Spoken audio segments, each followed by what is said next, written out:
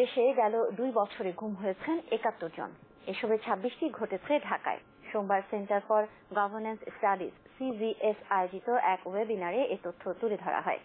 আগামী নির্বাচনের আগে গুমের ঘটনা আরও বাড়তে পারে বলে আশঙ্কার কথা জানান অংশ নেওয়া বিশিষ্টজনরা। সারা দেশে 2019 থেকে 21 সাল পর্যন্ত মোট ৭১ জন গুমের শিকার হন। 18 ঘটে এসব ঘটনা। এর মধ্যে 26টি ঢাকা জেলায়। সেন্টার ফর গভর্নেন্স স্টাডিজ আয়োজিত এক ওয়েবিনারে এ তথ্য তুলে ধরেন যুক্তরাষ্ট্রের ইলিনয় ইউনিভার্সিটির সম্মানিত অধ্যাপক ডক্টর আলী রিয়াজ।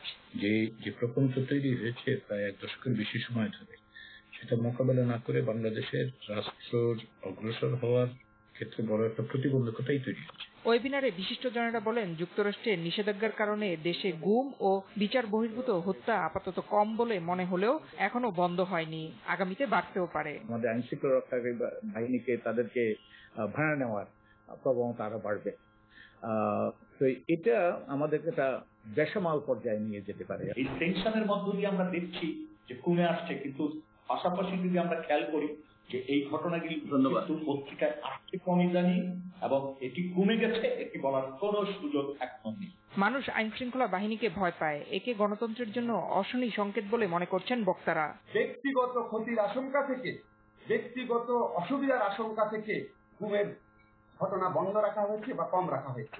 এবং আমার আশঙ্কা, যখন এই নিষেধাজ্ঞার চাপ কমে যাবে, আন্তর্জাতিক ভূ রাজনীতির কারণে যে কোনো সময়টা হতে পারে, তখন আবার পুরাতন গুম শুরু হবে, ইলেকশনের আগে বিশেষ করে।